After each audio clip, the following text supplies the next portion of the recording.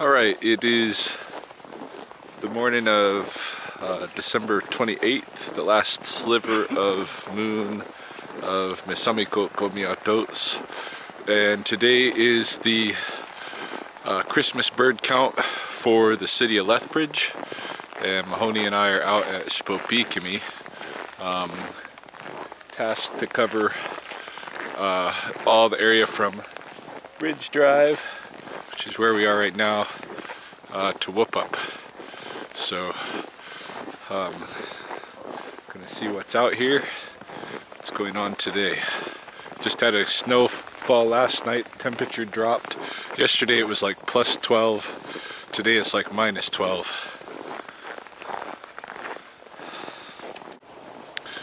So we're just coming up on the river now.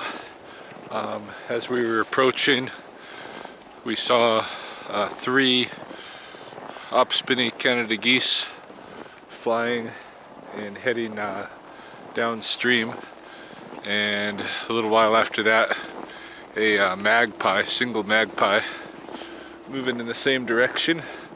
It sounds like there are some geese out on the river, so we should get a good count of them. Be curious to see if we can come across the eagle this morning, and the kingfisher. It's another one that would be really good for us to be able to get, as well as our pair of owls and the owlwood. But we'll see who's all out and about.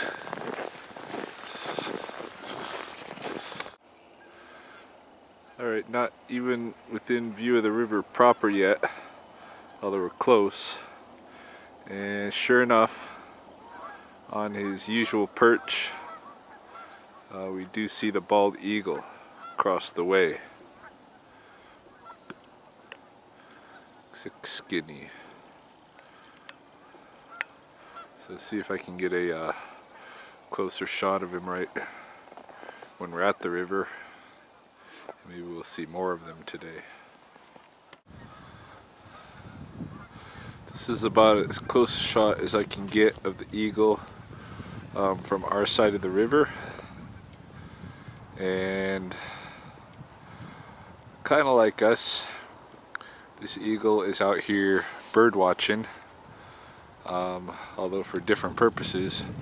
Out on the river itself, there are probably a few hundred geese.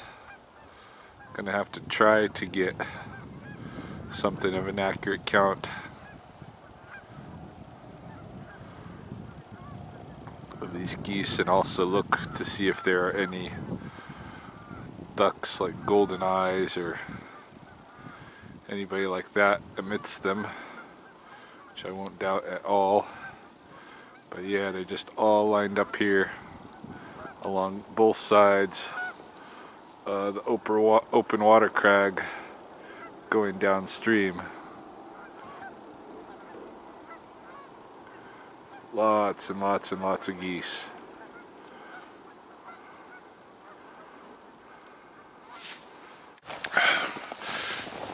Alright, so I counted a batch of 100 geese, and then compared that batch with the remaining geese that were there.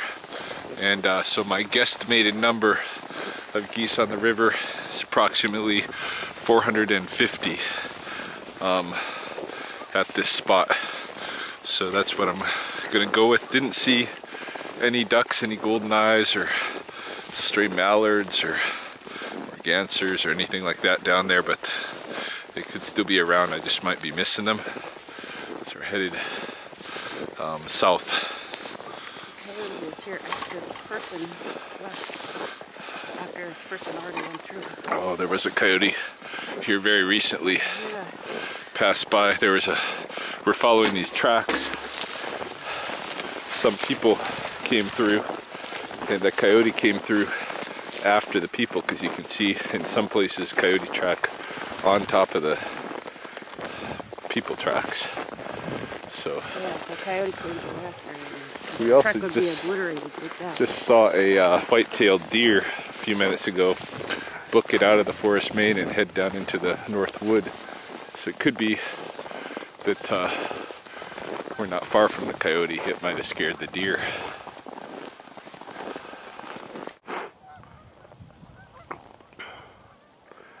Okay, we've spotted 2 male common golden eyes. Here's one that's just kind of like sleeping and floating. There's another one upstream fishing. And I saw something flying into the tree line across the river that had a flight pattern not unlike the kingfisher, so it might have been, I'm not sure. We have to keep an eye out and an ear. So at least 2 golden eyes. Alright, I'm in the Owlwood and I have located both of the great horned owls. Let's see. It's the male right here, and his lady friend, a little bigger, right here.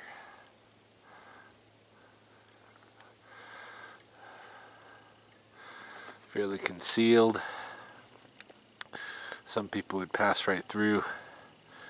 Most people would pass right through, never even notice them. But there they are, the owl couple of the Owlwood. That's 2 great horned owls on the Christmas bird count for Lethbridge.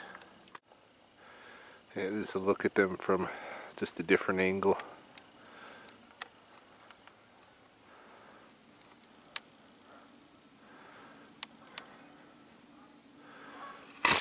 Well,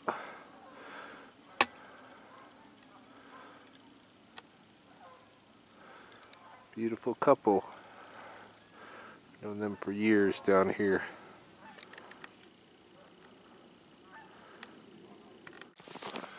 Alright, at the northwest corner, the Owlwood, come across one of the other residents, not a bird, but just a cute little guy. This is a porcupine. Hey, porcupine. See if I can get you up for a view of him.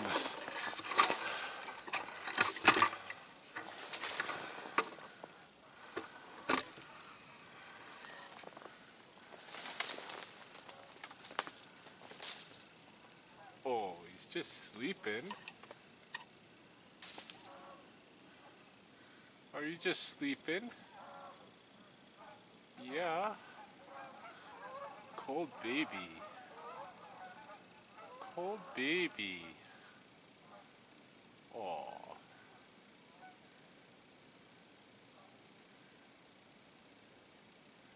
Little baby porcupine.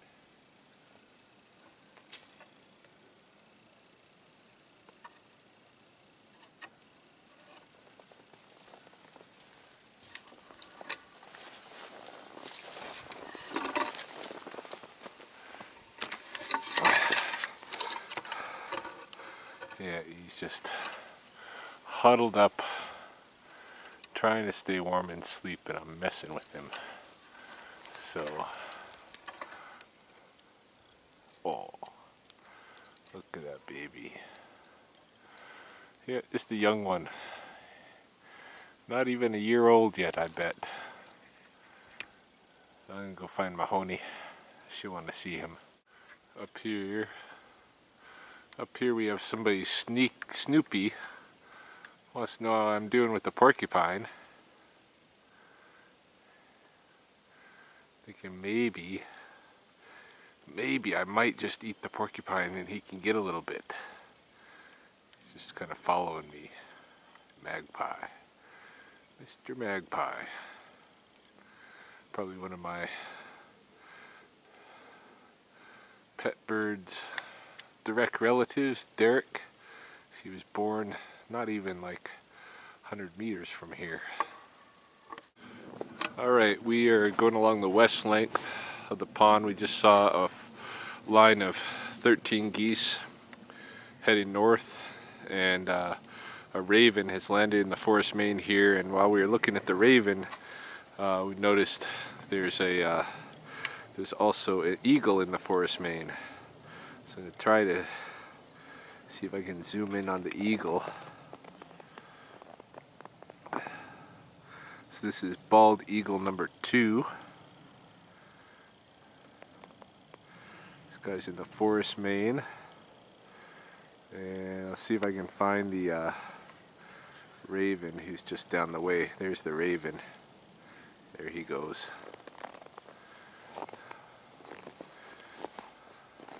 Yeah, so 2 bald eagles now. Alright, we have a coyote sighting. Oh, he just slipped behind the beaver lodge.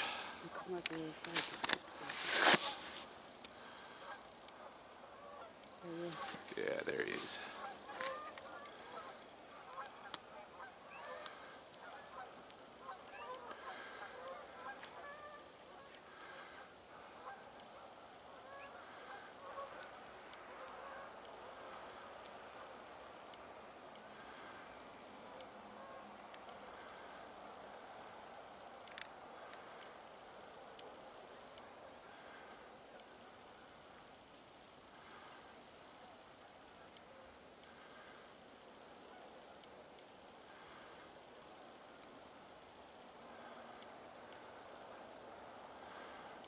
Moving through the wet meadows.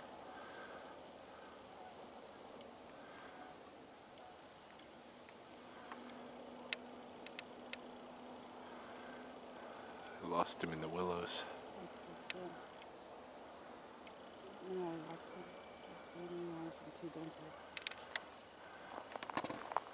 Oh, he's peeking at us. Is he? Yeah. Alright. Christmas bird count. Spokane at Old Man River round 2. Still a lot of territory hadn't covered yet, but I had to bring Mahoney home because with her arthritis, this sudden shift in the temperature by about 20 degrees shift, it's a little bit too much for her. And her joints were really feeling it while we were out here. So I'm back out. I'm on my own. I grabbed my camera in case I can get some close-ups of any of these really pretty birds, the eagles and such. And gotta find the kingfisher. Gotta find some chickadees, some downy woodpecker,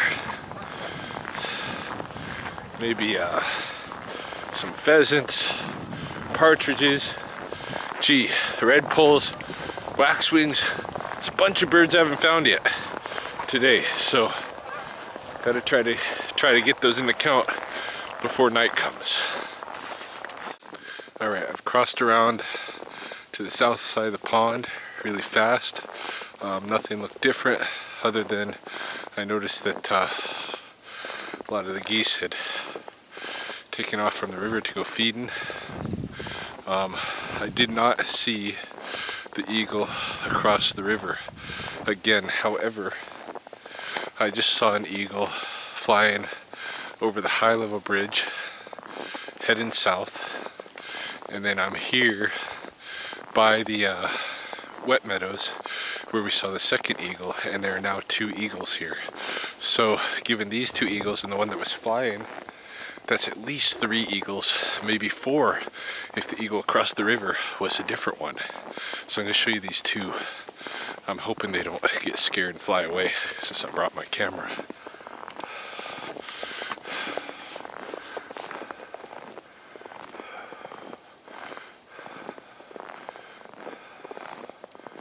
Oh, there they go. There goes one.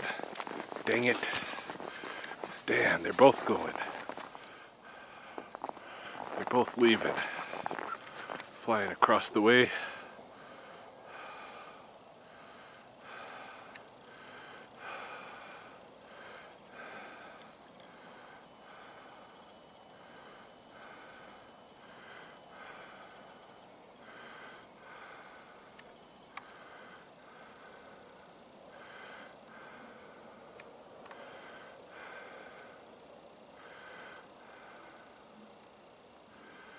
Yeah, they knew I was looking at them. They just flew up that coulee there, headed elsewhere. Son of a gun. Oh yeah, I still see them. They're just landing right on the side of the coulee over there. Oh no, going up above now. See if I can catch them.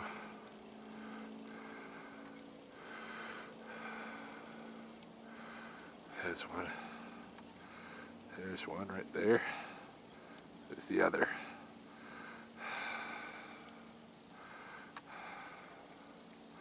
Dang, that would have been a nice picture to get the two of them together here. I'm going to go ahead and walk out of here so that maybe, just maybe, they will be back here again on my return trip, and I'll have another shot at photographing them together.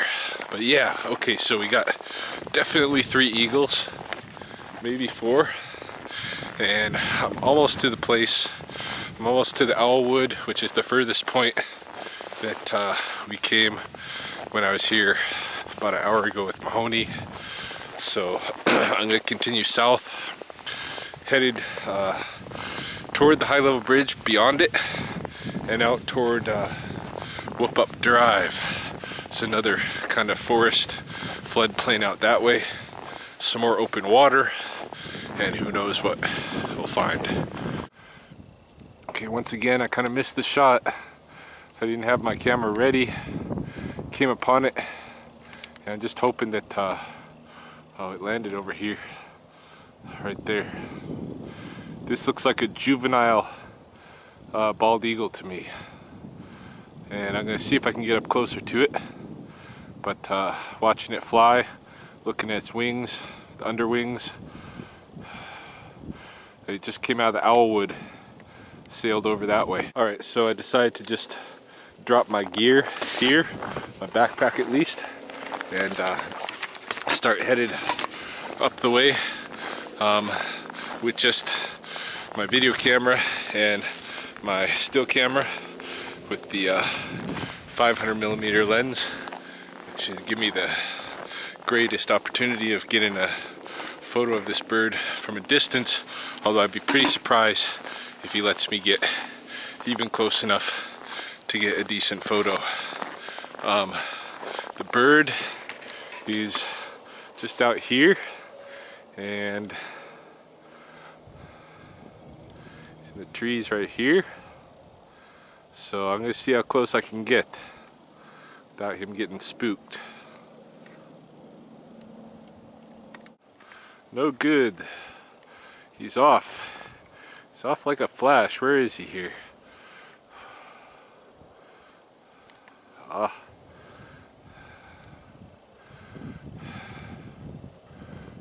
Ah. I think he landed back.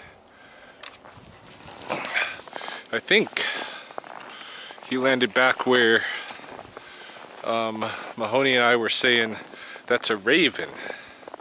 But it makes me suspect that that wasn't a raven at all, even the first time we seen it. Cause yeah, it's right back at the same perch. See if I can get it in the shot. There he is. That's a big bird. And what we thought was a magpie before, but having just seen it fly and seen its underwings a few minutes ago, I can tell you my impression is that that is a juvenile bald eagle, because it's a all black bird, pretty damn large. You know, I never got a great look at it, so if I got a close look at it at all, I could just say that's a juvenile bald eagle. But I didn't get a good look at it. It's only been from a distance, but the last time it flew, I was able to see that the undersides of the wings were all white flecked. You know, not like white like snow, but like flecked, you know, white flecks here and there under a dark wing. That is juvenile bald eagle patterning.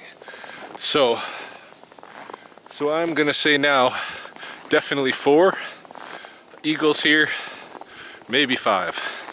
And I'm gonna nix the raven off the list, because I think what we saw was this juvenile bald eagle. Yeah, earlier when I was in Owlwood, the baby porcupine had been right on this little tree, little bend over tree. Now he's way up here.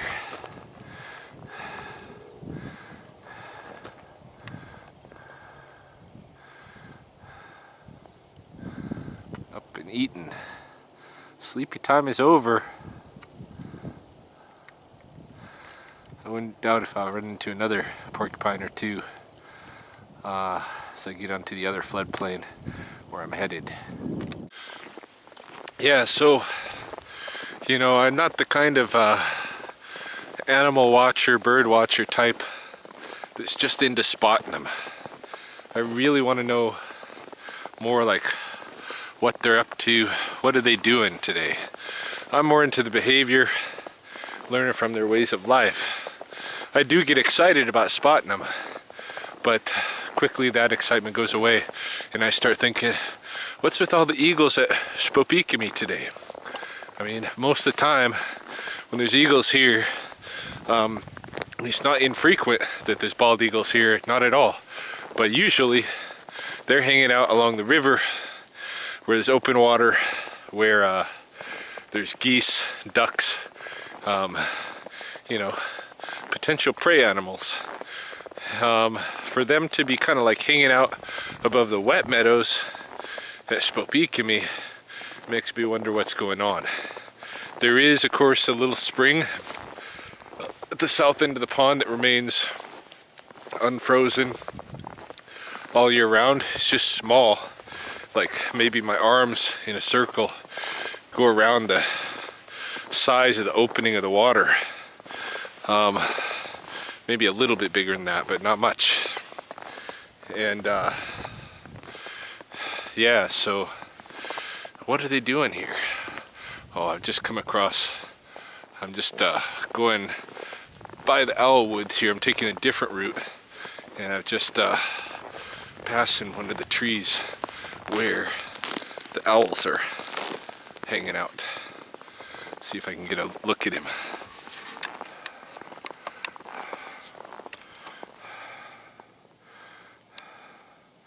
Yeah, see this guy from before? There he is. And his mate is there somewheres. Oh yeah, I see her. She's just really hidden. Where is she? Right in there. She's just hidden. Just see half of her. As we pass, see a bit more. Yeah. There she is. That's the lady. A lot of these and they just reside here for the winter. They're in fact, they're among the first, them and the eagles are the first to nest, and they're not far off of doing that. We're just at the last sliver of the moon, Misamikoko Miatos, the long night's moon. We're going into the moon called Gatto, and after that, Spitaki, that means the eagle moon, and that's when the eagles are mating, nesting, laying their eggs, and that's when the owls, great horned owls, do as well. And so, you know, that can be 30, 40 days away from now. We can start having owl nests already. So usually the great horned owls, they come back first, real good winter storms bring them back to their nesting area, and the Owlwood is one of these nesting areas for this particular couple. They usually put a nest there somewheres. Oh, there's a train coming. I'm just about to the high level bridge. Yeah, this is, I think, the longest train bridge in the world. Still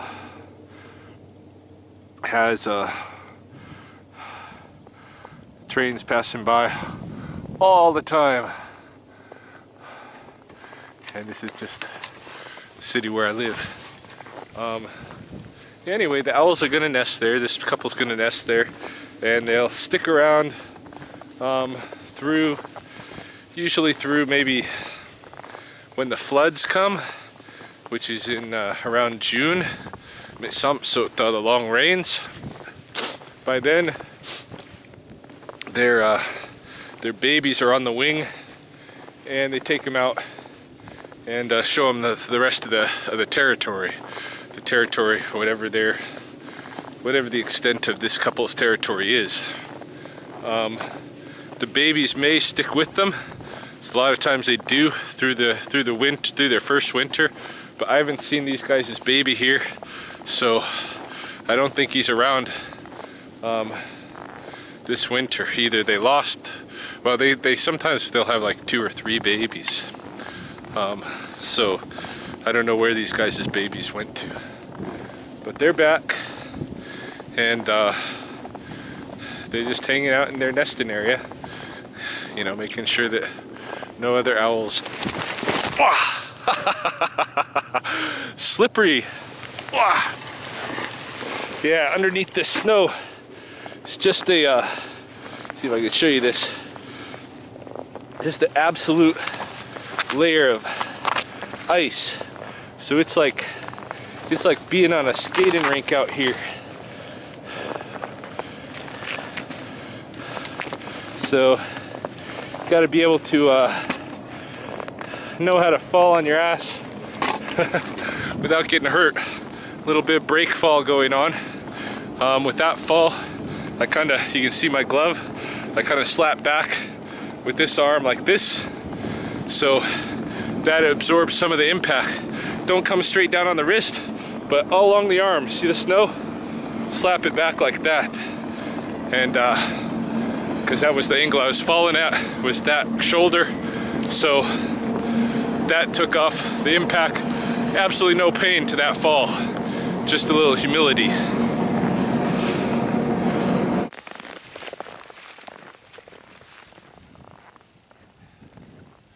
Alright, so I figured while it's in the moment and on topic, I would demonstrate the correct ways to brake fall. What happened to me just a couple minutes ago is I slipped on the ice and I was falling backward.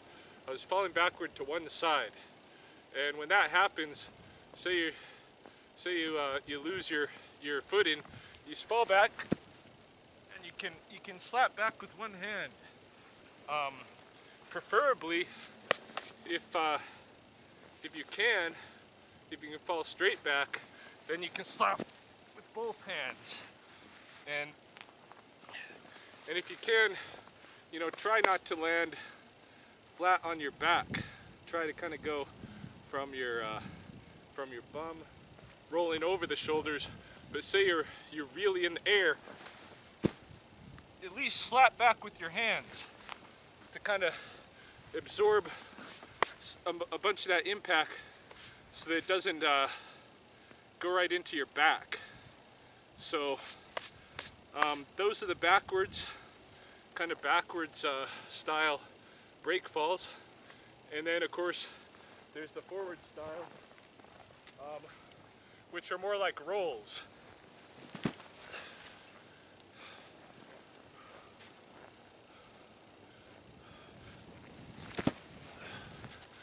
And really, a guy should practice those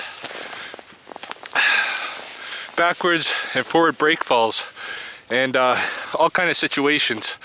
You know, some nice and gentle, some from elevated positions, and this kind of a thing. A guy should practice those until they become second nature, and that way, if you fall, like I just did on the ice, you don't get hurt. You don't tweak out your knee. You don't try to resist the fall, mess yourself up worse. You don't hurt your hip or your head or your back or whatever. You just go with the fall the way that your body knows to do it, because you've trained in it and trained in it, and you land very safely and comfortably and no pain. So that's just a little quick blurb on break falls after I took that fall, because you couldn't really see what happened except the camera jostled. But I wanted you to see what it actually looks like to fall backward in a way where you won't get hurt. And this is the kind of stuff that you learn in martial arts like Aikido, Judo, these kind of styles. But yeah, you could really, without even doing that, you could still practice break falls, practice them till they become second nature, and that way keep you from getting hurt, because a lot of people get hurt in the winter, falling and resisting the fall, and then landing in the wrong way, landing on their wrists, elbows, head, what have you. So there we have it, just a little quick blurb. Alright, up here is the Whoop Up Drive Bridge. That's the limit of my section of the river to cover, so I gotta go all the way up to that bridge. But I'm still a ways out yet, still a lot of ways to go, and I've seen a couple of birds out here, out this way. I have a, where is she? It's a golden-eye female out here along the shoreline, and over this way, see if it comes out. There's a golden-eye male here in this little bit of open water. He just dove, so he should be popping up here eventually. There he is. Where is he? Oh, he just dove again. Yeah, so that's two more golden eyes to add to the two saw before. There is quite a bit of open water still out here, this stretch of the river. There might have been geese here this morning, but the geese are all up feeding now at the stubble fields, which is normal for them. Here seems to be like the perfect area. Right along here, there's a stretch of open water and some trees and stuff. This looks to me like it would be like absolutely perfect for the kingfisher, but no sighting of the kingfisher yet. So don't know what to think about him, and I'm just gonna keep moving on into the next area of floodplain forest, which is right in here. And just getting to the tree line of this other piece of floodplain forest, and like I had predicted, there's another porcupine here. I said I wouldn't be surprised if there's one or two come across down here.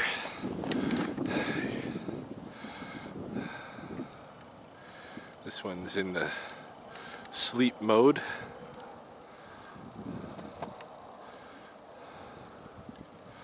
Low tree with a lot of bramble around him, sleep mode. I don't know if that's the fact that we've seen two porcupines both in low tree sleep mode today, if that's significant. I have certainly seen my fair share, probably way more porcupines on high limb asleep. So I don't think the low is any particular strategy, but I don't know, can't discount it. So I'm really surprised that I've yet to see any of the smaller birds. No smaller birds yet. I'm going to probably ascend the coulee slope at the other end of this, kind of by the bridge. Ascend this coulee slope and then take another area, another coulee draw back down, just to see if I can run into any pheasants or partridges or anything, or any red poles, or really any of the smaller birds up in the brush of the coulee draws, which is really the only place I can think of where they might be, why they're not right here. So but in any case, right now I'm entering this other forest and see if there's anybody around here. Damn, it's quiet out here. I don't know. We'll see. Alright. Finally, like, I've been out a good part of the day now. I have not seen any pheasants. Usually there's a lot of them out here, but I haven't even heard the crow of a pheasant gobbler, or the call. Oh, there goes a white-tailed deer. Haven't even heard one today, but this here, walking around in here, these tracks in here, this is pheasant tracks. This all here, all this, what's going on right here, that's all pheasant tracks. So even if I don't run into one,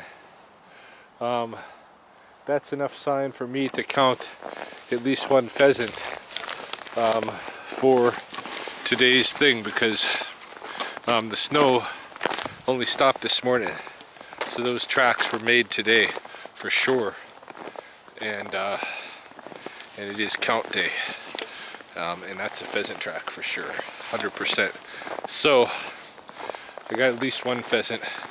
Hopefully I can actually run into one, but we'll see. Usually they see me long before I see them, and then they're gone. And we never get to see the pheasant on film anyway. But still, I find it weird that I haven't even heard one of them do its call or anything today. That's unusual. Usually at least hear them around. I also saw one magpie so far down here, but really this area of the floodplain, I had some high hopes for smaller birds. I mean, it's still not done yet, but I thought I would have turned up something already. There's so much of the brush, like Saskatoon, chokecherry, these kind of brush around here, that I thought for sure I'm gonna find some small birds. This is gonna be where they're gonna be hanging out. But so far, nada, nothing. So I don't really know what to think. I'm gonna go down, check down here by this water. There's kind of a little flood area down here where the water pools, and last winter for the bird count, when I came down here, I did find a pheasant and a porcupine. Not that porcupines count on the bird count, but you know, it's fun to see something. Right there behind it, that's the infamous whoop-up drive connecting east and west Lethbridge. You can hear the traffic, I'm sure, the background. The ice is thin because we have had a lot of days of above zero temperatures. In fact, it even looked like back at Spokane, it looked like the beavers had some open water up until last night. well, it wouldn't have been all winter. We had some really cold days too, but we definitely had some open water. And this was obviously, looks like it was open until last night, or at least recently open till last night, because otherwise the snow would have accumulated on there. Instead you see just the dark, dingy, kind of muddy watercolor of the ice that was absorbing snow. So yeah, jeez, where's all the birdies? Birdie birdies, birdie birdies.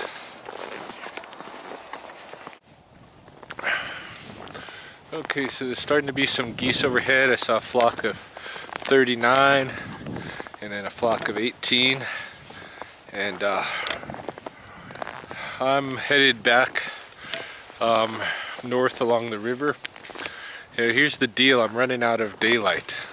I've got maybe an hour and a half, 2 hours of daylight left, and I could go up and down the coulee slope as I had planned to do. However, and this just dawned on me looking at the situation, I think my chances of finding any small birds on the coulee slope at this time are very minimal, and here's why. If you look at the coulee slope, I'm on the west side of the river, and already it's all in shadow. It's all in shadow there. The shadow breaks, you know, down here on the river ice, and you can see the shadows there, that shadow line. And if I was a little bird and I wanted to be eating something right now, I'd be over here on the east side. Those coulees are not in shadow yet, because it's hard enough in these sub-zero temperatures to maintain your energy as a little bird without having to choose to be in the most shadowed area at the same time. So I don't know, I'm just thinking that the odds are slim that I'm going to produce much of anything of worth toward the city's bird count by climbing up and down the slope. Plus it will definitely burn up my hour and a half or so, and I'll be picking my way back to the vehicle in the dark, which I don't mind if I thought it was going to be at all worth it. I haven't seen anything on the slopes. I haven't heard any sign of any bird smaller than a magpie today. So what I'm thinking is I'm just gonna pick my way back along the river, and with any luck at all, hopefully come across that kingfisher, because I know he's here. I've videotaped him a couple of times this winter already. He's definitely stayed back, and previous winters, previous Christmas bird counts, I was able to get him onto the count, and I'd like to be able to do that again, because it's not really all that usual to have a kingfisher sticking around this far north, except it's been happening here because of the little spots of open water. This guy's been taking a risk to hang back, guard his nesting territory all winter long, so he's already the first one here. Come the next season, he's already got his area established. So that's what it's about. But it's a risk he's taken, and certainly not all, not even many, hardly any other kingfishers be willing to take that kind of a risk. So he's an oddball one, and it's good to try to get the oddballs onto the Christmas bird count, because what about 5-10 years from now, maybe there'll be a bunch of male kingfishers hanging out here at the river all winter, and that tells you something. That tells you something about the climate change. We got some geese coming in now. Looks like they're starting to descend. I'm betting they're gonna go back to that same area we saw them at this morning. Let's see, 1, 2, 3, 4, 5, 6, 7, 8, 9, 10, 11, 12. 12. Oh. Yeah, 12 geese in this little group here. And if they go back to that, if they look like they're gonna land at that place, I probably won't count them because they're probably among the 450 counted already this morning. But we'll see. I'll just keep narrating as I wait to see if they're gonna descend. They looked like they were. My guess is that that's not even a guess. It's just a matter of the fact that that was another little fall, by the way. Oh, look at this! Look at this! Look at this! We got juvenile bald eagle. There he is. There he is. Yeah, there. Now I know I got him. I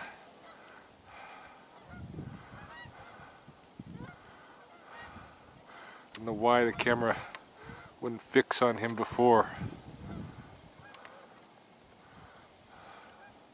Doing tight little circles above the coulee rim.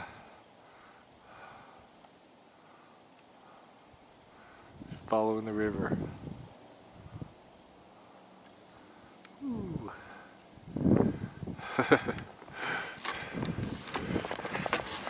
I wish it would have got him right when he was, you know, way closer. So out there by the clouds, he's pretty far away. He was really close. But yeah, juvenile bald eagle. So that makes 1, 2, 3, 4, 5, definitely maybe 6 bald eagles. I mean, on the count, I pretty much got to put them as 6. Even though this juvenile could be the same juvenile, it's a lot of river here. I mean, I'm just covering this tiny little sliver of it, and chances are just as likely that this is a different bird than the one we were seeing, you know, a mile away from here. So anyway, continuing. Oh man, there's more eagles just passing right overhead. Three juvenile bald eagles, and there's one right there. But there was a cluster of them. Actually, that one over here looks like an adult. So maybe 1 adult, 2 juveniles. All right. So, like I was saying with that other juvenile, entirely impossible to tell whether it's the same bird. Look at this, look at this. I got another one here. See if I can get him on the screen. Where did he go? Oh, just disappeared. Oh, there he is, there he is. Shoot, that's a lot of eagles, man. So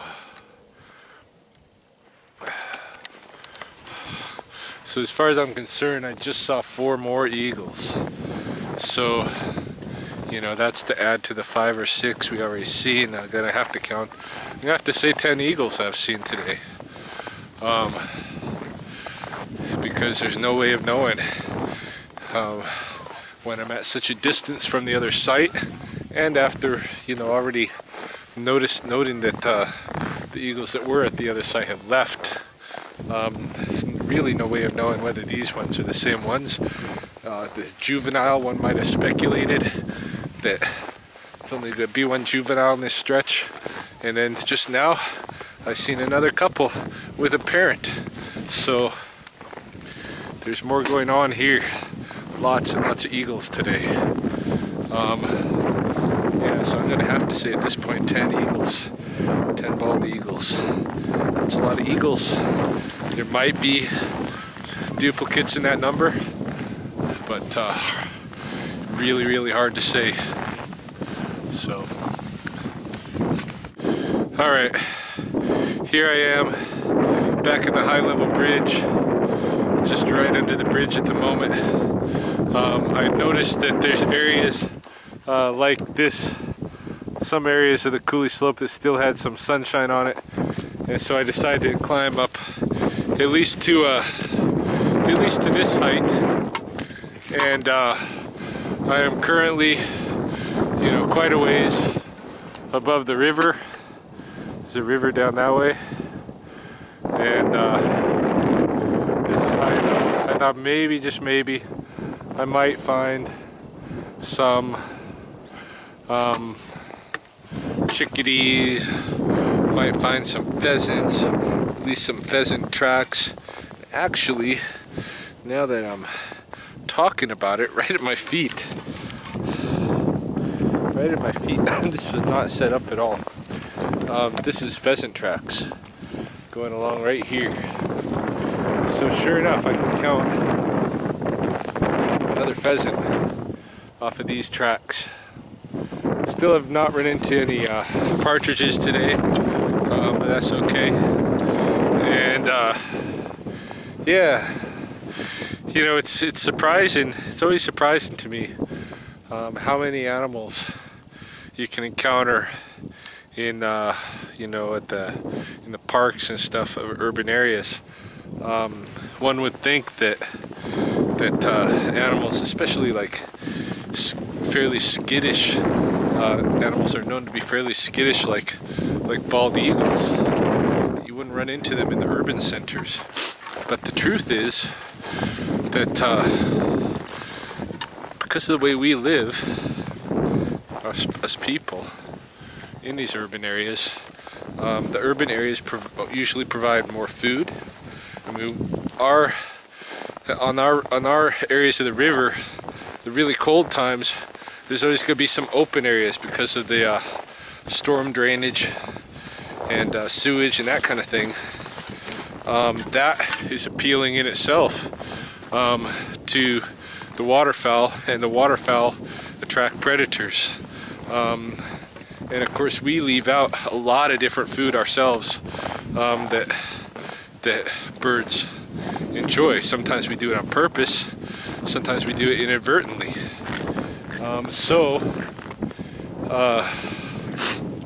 And our architecture, provides for a lot of shelter. And there's situations where birds will feel way more protected being in the urban area with us than being out in some really secluded natural area. So, actually, when you go out of the city and you go to places where it's really rural, I find that, especially at least in the off season, like in the winter season, I find that in those areas you're going to encounter far fewer wildlife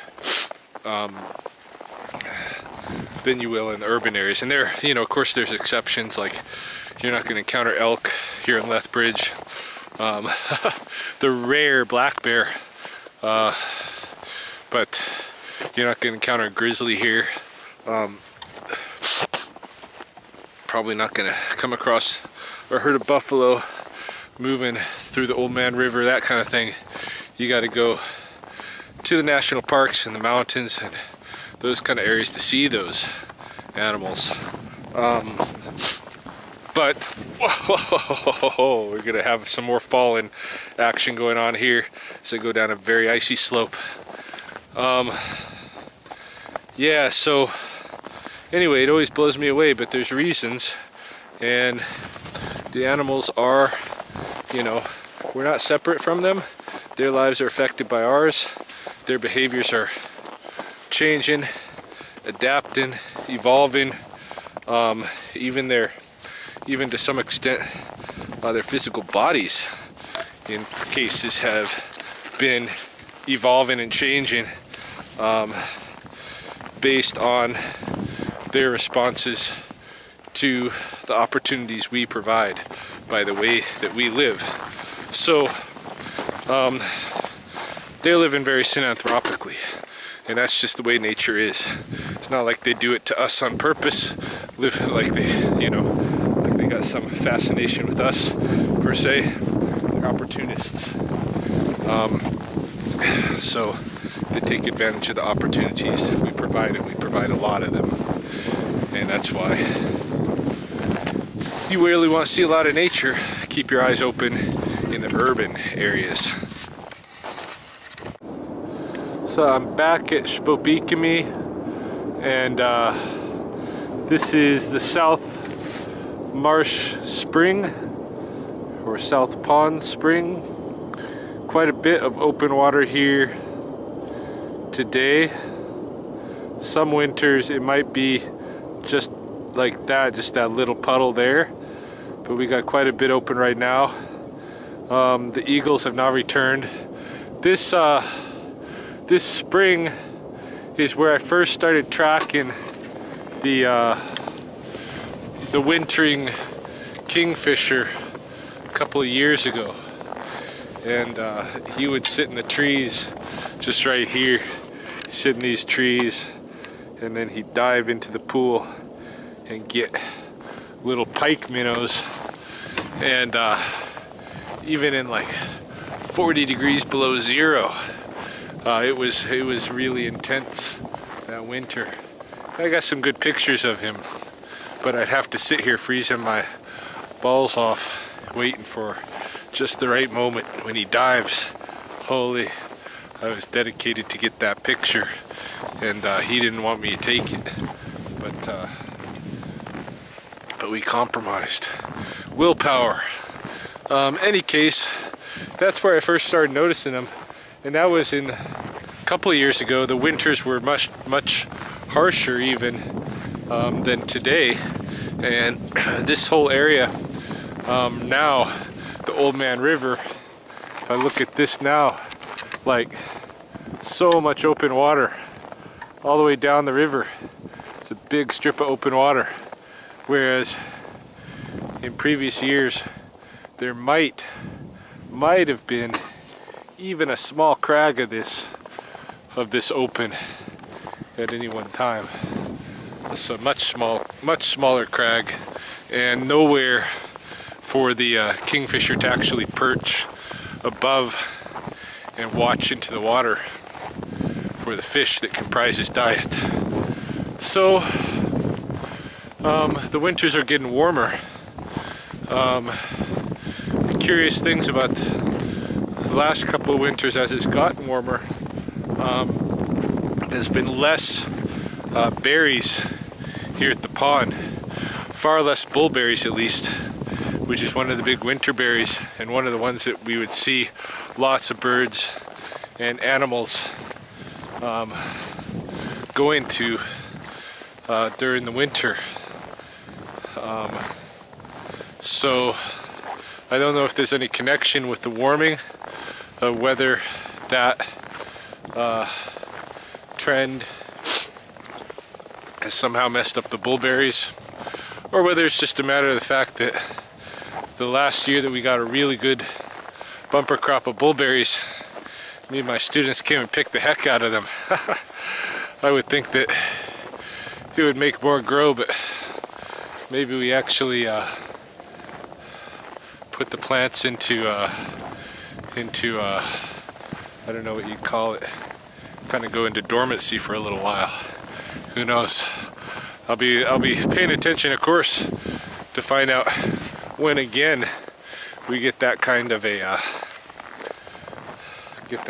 bullberries. But without the bullberries, then we don't have the Bohemian waxwings.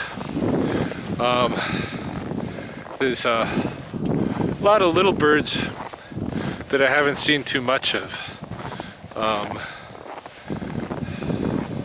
this winter. So, and certainly today was a good case in point. Walking all this way all day long, you know, pretty much all the daylight hours. I mean, it's getting pretty close to the magic hour dust time now, and haven't seen anything for chickadees waxwings, red poles, maybe not even a flicker, downy woodpeckers, none of these guys. So, and that says something to me. It just says that there's just not enough food for them to sit around at this place right now in this kind of temperature. They're on the move, going somewhere else. Yeah, I told the organizer of this CBC, Ken Orich, that if I had a chance, if I had some time left, I would try to take a look at what's on the other side of Bridge Drive. Nobody has ever done that, included that in the Lethbridge count, although it is part of the count circle. So it does look like I got a few minutes anyway. So I'm headed over to, you can see the bridge right there. Gonna cross under the bridge and into the adjacent continuing area of the floodplain. I know that that land is owned by a guy who really doesn't want trespassers. I know this because there's also a rattlesnake den on that property, but he doesn't want us bringing snakes back there or even messing around anywhere on the property. But in any case, that's alright. When people are assholes, then just gotta work around them. So I'm just gonna go anyway and check out what's over there. At least do a little walk around. Might not see much, but at least I can say I went over there and scoped it out a bit. So thus far, on the other side of Bridge Drive, I have one magpie I can count. And I'm pretty sure he actually just flew over here from Spokane. Wonder what the heck I'm doing. All the birds of Spokane, well, the year-long residents there, and regular nesters certainly know who I am. Anyway, over here we got basically another good patch of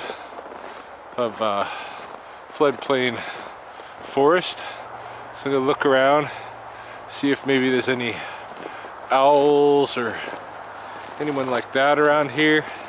Still holding out chances of finding chickadees or woodpeckers, but we'll see. And just explore a little bit before I head out. Alright, so I've come into basically a campground area, or RV park, which is I don't know if it is owned by the same guy as what I was thinking. The area I was thinking is back in here beyond the trees. There's on the other side of the highway, that area that's by the coulee slopes, that area is where the snake den is, and the guy that doesn't want people dinking around on his property. Now obviously this is somebody's property as well. They're running a campground / RV business out of this place. How they feel about having somebody messing around on their property, I have no idea. So, but in any case, I figured nobody's hurt, nobody knows. So I don't know how much further I'll go. I've seen one magpie, and given that this place at this point, this far in, is used as a campground area, the likelihood that, I mean, it's not likely that owls would choose this as a nesting spot, because they would need to stay put during the time that people were camping here, at least part of that time. So don't know what I'm gonna end up seeing in here. Probably not much of anything. Maybe I'll check out, river's not far away. Maybe I'll take the river back to the bridge, maybe see something on the river. We'll see. Alright, scratch those hopes of seeing much on the river. The river over here is just frozen and empty. There goes another magpie's flying across right now. And so chalk up 3 magpies total for this side of Bridge Drive. So we can make my way back towards Spopikami and toward the vehicle.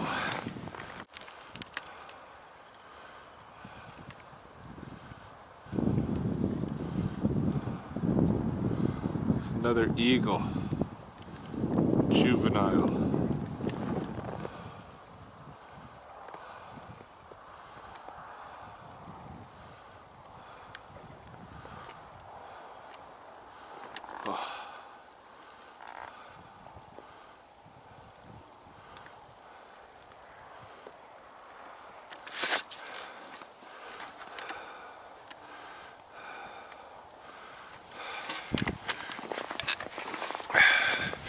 Again, that could be one of the same that I've already seen, or it could be a brand new one. I'm gonna have to count it as eagle number 11 for the day, because I just have no way of knowing.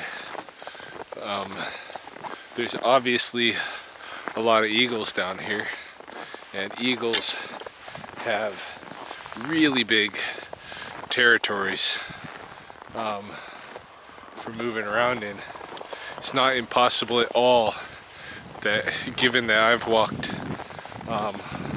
all day up and down this river, and that's, you know, it's a few miles at least, that I would see 11 eagles is not at all surprising, even if they were 11 different eagles. So anyway, just got one more eagle chalked up for this side as well. Almost back to Bridge Drive now. I've been kind of surprised today that haven't had to use my Ventolin puffer for my asthma. Haven't had any attacks, and that has to do with some dietary changes that I made. Anyhow, getting back. Not too long before I'm back to the vehicle. Yeah, so I'm now very nearly back to the vehicle, and pretty sure that the count is over for me, that I'm not going to see any more birds before I'm pulling out of here.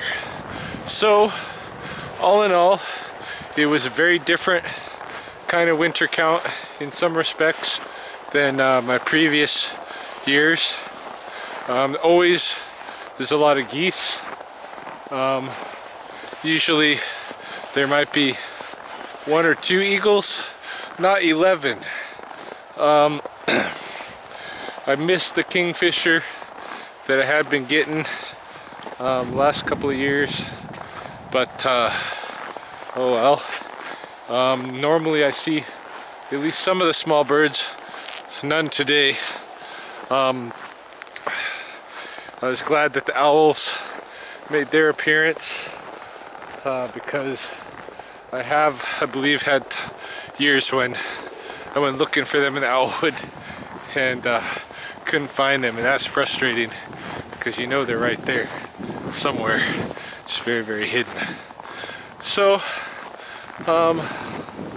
and golden eyes, you know, sometimes there's a lot more golden eyes than that, but at least there was some. So I did see, you know, a lot of the birds that, or at least some of the birds that I expected to see. There were others that I expected to see but didn't. And then there was the big surprise of the day, which was so many more eagles than usual. And right at the pond, which is, you know, there was at least 3 hanging out here right at the pond proper, and where there's no open water. And so that's pretty mysterious. Anyhow, I think that's a wrap, and I'll tally up when I get home and put this video together.